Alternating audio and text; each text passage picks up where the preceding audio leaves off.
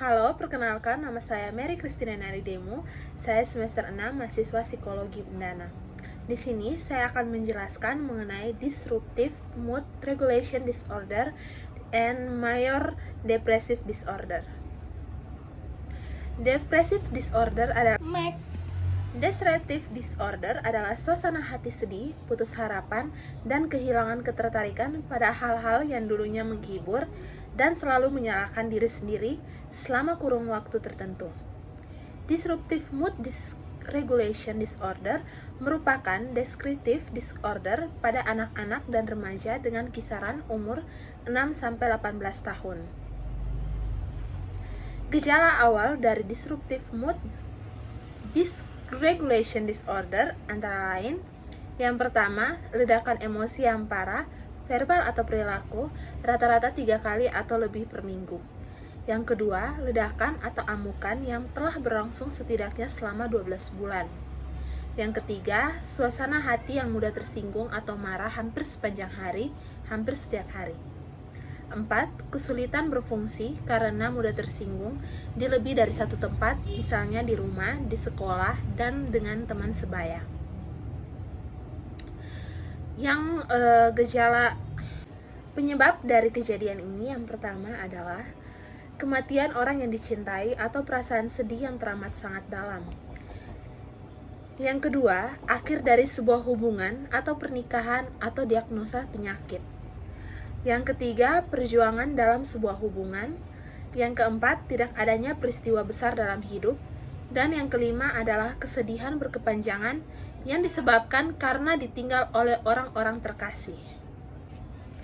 Penanggulangan dari depressive disorder adalah terapi yang bermacam-macam, di antara lainnya adalah family system therapy dan interpersonal therapy. Menurut Sarf, family system therapy diperlukan untuk penderita depressive disorder karena selain harus memperbaiki kejiwaannya sendiri, lingkungan dari pasien juga harus dibenahi melalui terapi ini. Sedangkan interpersonal terapi diperlukan untuk memperbaiki diri dari si pasien, memberikan kemampuan pada pasien untuk menyelesaikan masalah dan juga cara bersosialisasi. Terapi sistem keluarga atau family system therapy dan interpersonal therapy. Yang berikut adalah Major Depressive Disorder, merupakan sindrom yang ditandai dengan perasaan tertekan atau hilangnya ketertarikan atau perasaan senang dalam kebanyakan aktivitas.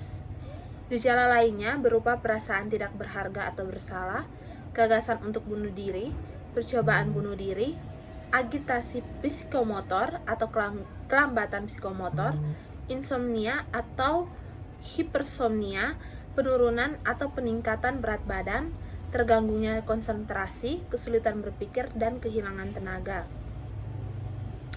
Gejala awal Major Depressive Disorder memiliki 5 gejala yang dialami selama 2 minggu, yaitu hilangnya minat, perasaan depresi, gangguan nafsu makan, gangguan berat badan, gangguan tidur, perubahan psikomotor, kehilangan energi, tidak berharga, rasa bersalah, gangguan konsentrasi, keraguan dan pikiran tenang, kematian atau bunuh diri, perubahan suasana hati disertai kehilangan minat serta perasaan tidak berharga atau bersalah menjadi syarat untuk mendiagnosis MDD.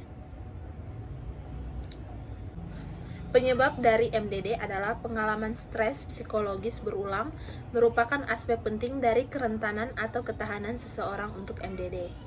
Namun, mekanisme saraf proses tersebut tetap tidak jelas. Timbulnya episode pertama depresi berhubungan dengan pengalaman hidup yang penuh dengan stres. Episode berikutnya dapat dipicu dengan stres yang lebih ringan. Masalah utama adalah interpersonal. Adanya episode depresi baru meningkatkan resiko untuk mengalami episode selanjutnya. Oleh karena itu, pentingnya riwayat depresi untuk mekanisme yang mendasari hubungan antara pengalaman berulang, evaluasi sosial, penolakan, dan resiko berikutnya untuk depresi. Penanganan yang bisa dilakukan untuk pasien MDD, yang pertama, pengobatan. Orang yang mengalami gangguan depresi mayor parah atau yang sampai berpikir untuk melukai diri sendiri mungkin perlu tinggal di rumah sakit selama pengobatan. Pengobatan yang bisa diberikan termasuk obat-obatan, pemberian obat selektif, serotonin reuptake inhibitoris atau SSRI. Yang kedua, psikoterapi. Psikoterapi juga dikenal sebagai terapi psikologis atau terapi bicara yang dapat menjadi pengobatan yang efektif untuk orang dengan gangguan depresi mayor. Sekian dari hasil penjelasan saya. Terima kasih.